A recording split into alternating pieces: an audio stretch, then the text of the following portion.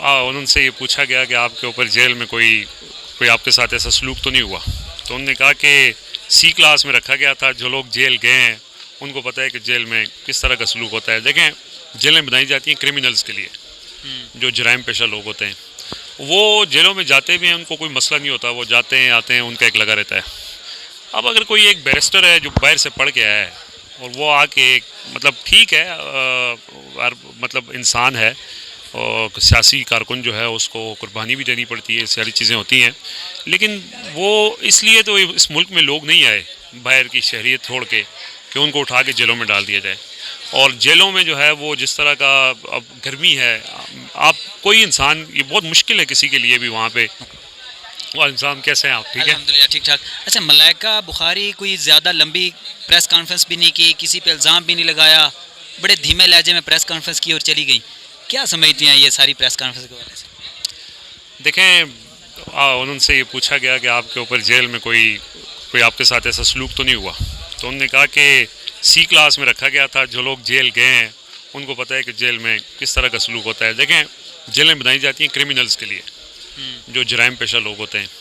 وہ جیلوں میں جاتے بھی ہیں، ان کو کوئی مسئلہ نہیں ہوتا، وہ جاتے ہیں آتے ہیں، ان کا ایک لگا رہتا ہے. اب اگر کوئی ایک بیرسٹر ہے جو باہر سے پڑھ کے آیا ہے اور وہ آ کے مطلب ٹھیک ہے، مطلب انسان ہے، اور سیاسی کارکن جو ہے اس کو قربانی بھی دینی پڑتی ہے، ساری چیزیں ہوتی ہیں، لیکن وہ اس لیے تو اس ملک میں لوگ نہیں آئے باہر کی شہریت چھوڑ کے کہ ان کو اٹھا کے جیلوں میں ڈال دیا جائے. اور جیلوں میں جو ہے وہ جس طرح کا اب گرمی ہے، آپ کوئی انسان، یہ بہت مشکل ہے کسی کے لیے بھی وہاں پہ گرمی کے اندر ایک سیل کے اندر رہنا. اور ناکردہ گناہوں، یا تو آپ نے چوری کی ہو اربوں روپے کی، یا آپ نے کوئی قتل کیا اور آپ کو کہ چلو اس کی سزا میں اب بھگت رہا ہوں. آپ ایسی چیزوں کی سزا جو سزا نہیں ہے، جو تو آپ کا یہ سمجھ لیں کہ پیشن ہے، یا جس کے لیے لوگ شہریت چھوڑ کے آئے، ان کو جب اس طرح کی صورتحال کا سامنا کرنا پڑتا ہے تو ایک تو یہ مشکل ہوتی ہے. دوسرا، انہوں نے کہا کہ میری فیملی ہے، میرے بچے ہیں اور میری والدہ ہے.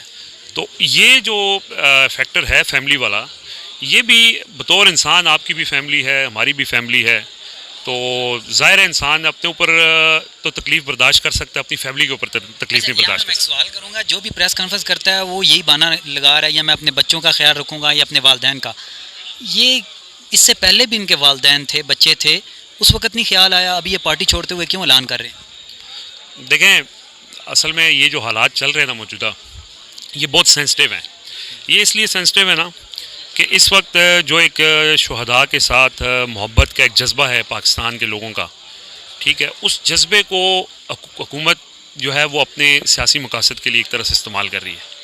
اور وہ جذبہ ایسا ہے کہ وہاں پہ کوئی بندہ بات نہیں کر سکتا، اور کرنی بھی نہیں چاہیے. افواج پاکستان سے متعلق بات کرنا، یعنی یہ ملک اگر قائم ہے تو فوج کی وجہ سے قائم ہے، اس میں کسی کو کوئی شک نہیں ہے. آپ کو بھی شک نہیں ہے، مجھے بھی شک نہیں ہے. یہ صرف اس وجہ سے نہیں کہ اب کوئی زبردستی کوئی کسی سے بات کہے، دل سے ہم یہ بلیو کرتے ہیں. پاکستان کے اندر تقریباً ہر خاندان سے کوئی نہ کوئی شہید ہوگا، کوئی نہ کوئی فوجی ہوگا. ایگزیکٹلی. اور وہ ہم ان سے محبت کرتے ہیں. ہمارے جو دوست ہیں، ہمارے جو رشتہ دار ہیں، میرے کزنز ہیں، میرے دوست ہیں جو اس وقت افواج میں سرو کر رہے ہیں، وہ ہمارا پراؤڈ ہے. ہم سوچ بھی نہیں سکتے، جو اس وقت وہاں بارڈر پہ میرا ایک دوست ڈیوٹی دے رہا ہے تو مجھے وہ سب سے اچھا لگتا ہے، سب سے پیارا لگتا ہے، اور میرے لیے وہ بہت تکریم ہے اس کی. اور جو شہید ہوتے ہیں، جو شہید ہوئے بھی ہیں ہمارے لیے، وہ تو اس قوم کے محسن ہیں. بالکل. تو اس پہ تو کوئی کوشچن نہیں ہو سکتا.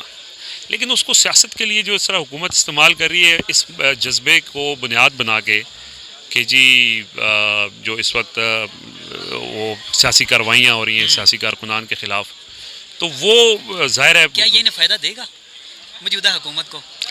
دیکھیں، موجودہ حکومت جو ہے وہ تو عوام میں ان کی کوئی مقبولیت نہیں ہے، اس میں تو کوئی شک نہیں. اور یہی وجہ ہے کہ وہ الیکشن میں نہیں جا رہے. ان کو فائدہ تو نہیں ہوگا، ان کو اس کا نقصان ہی ہوا ہے سیاسی طور پہ. آپ بے شک سروے کر لیں، جو سرویز پہلے ہم نے دیکھے تھے اس سے پہلے وہ کیا تھے، اور کل سے 15 دن پہلے کے جو سروے تھے، اور ایکسپریس ٹریبیون نے کل جو سروے کیا ہے اس کے اندر ان کی جو سروے کے ریزلٹس ہیں وہ بتا رہے ہیں کہ ان جماعتوں کی مقبولیت میں مزید کمی آئی ہے. پہلے کی نسبت خان کی مقبولیت اوپر جا رہی ہے. اب سروے ہم تو نہیں بتایا، ہم تو وہ بات کرتے ہیں جو لوگوں کی بات ہے. بہرحال یہ اس وقت ایسا ہے، حالات ایسے ہیں، اور ہمیں اس جذبے کی قدر کرتے ہوئے جو ہے وہ احتیاط کرنی چاہیے سب کو, اور یہ لوگ بھی احتیاط کر رہے ہیں. ملکہ بخاری کو آپ نے دیکھا, انہوں نے کوئی بات نہیں کی, اچھی بات ہے. دیکھیں اگر غور سے دیکھا جائے ان کے آنکھوں میں نمی تھی پارٹی چھوڑتے ہوئے. میں اب بتانا بھی نہیں چاہتا, اور آپ کی تو بتا بھی دیتا ہوں, میری ان سے بھی بات ہوئی ہے. ظاہر ہے ان سے ہمارا ایک اچھا تعلق رہا ہے. ہر کسی کے ساتھ بڑا اچھا تعلق ہے. ظاہری بات ہے ابھی ہم بھی جذباتی ہیں ان کے یہ فیصلے کی وجہ سے. ہم ان سے ملتے رہتے ہیں, جو کہیں پہ بھی کوئی پروگرام ہوتا ہے ان کی جو شائستگی تھی, بڑی اچھی شخصیت. ہمارے اوپر بھی جو اس وقت جذبات ہیں وہ بتانے کے قابل نہیں ہیں, لیکن آپ سے جو بات ہوئی ہے وہ آپ بس وہ مطلب وہ نہیں چاہتی کہ ابھی ان سے متعلق کچھ باتیں ہیں وہ بتائی جائیں.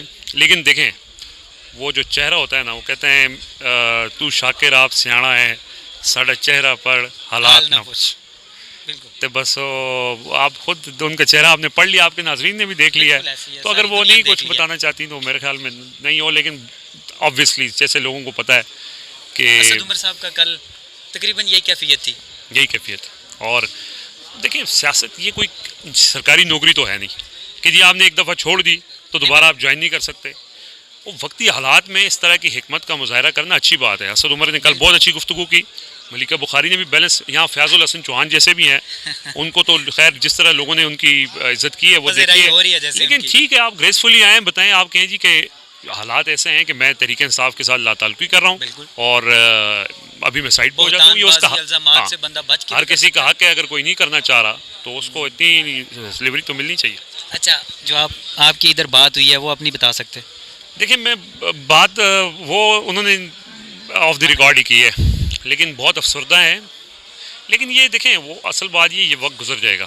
بالکل ٹھیک ہے, اس سے پہلے بھی اس طرح کے مواقع ہیں سیاسی جماعتوں کے اوپر. جنرل ضیاء الحق کے دور میں پیپلز پارٹی کے ساتھ بھی اسی طرح کا سلوک ہوا. مشرف کے دور میں نون لیگ کے ساتھ بھی اس طرح کا سلوک ہوا. پارٹیاں ٹوٹ گئیں, زبردستی لوگوں کو ادھر ادھر بھیجا گیا. پھر بھی وہ اقتدار میں آئے. لیکن وہ پیپلز پارٹی اس کے بعد 3 دفعہ اقتدار میں آئی. مسلم لیگ نون 2 دفعہ, ایک دفعہ مطلب پنجاب میں 2 دفعہ اور مرکز میں 1 دفعہ اقتدار میں آئی, اور ملک کی ایک بڑی پارٹی ابھی بھی ہے. تو اس طرح زبردستی تو نہیں توڑی جا سکتی پارٹی. دیکھیں پارٹی ٹوٹ جائے گی, یہ میں آپ کو بتا رہا ہوں, سب چلے جائیں گے, ووٹر نہیں ٹوٹیں گے, اکیلا عمران خان رہ جائے گا, اور عمران خان کے ساتھ جو سپورٹر ہے وہ نہیں ٹوٹیں گے. اچھا, یہ بات ہم جب کرتے ہیں تو کچھ جذباتی بات نہیں کر رہے. اگر کسی کو شک ہے تو اپنے ارد گرد 10-15 لوگوں میں سروے کر لے, اس کو وہ نتیجہ سامنے پتہ چل جائے گا. تو یہ سیاسی جماعتیں کیسے ختم ہو سکتی ہیں. بہت شکریہ رضوان گلزئی صاحب. ناظرین بڑی خوبصورت باتیں کی انہوں نے ملائکہ بخاری صاحبہ سے جو پریس کانفرنس کے بعد بات کی ہے, وہ ان کی طرف سے کہا گیا ہے کہ پبلک نہیں کرنی, کسی کو نہیں بتانا. بہت ساری باتیں ایسی ہوتی ہیں جو آف دا ریکارڈ بھی ہوتی ہیں, وہ آپ کے سامنے نہیں رکھ سکتے.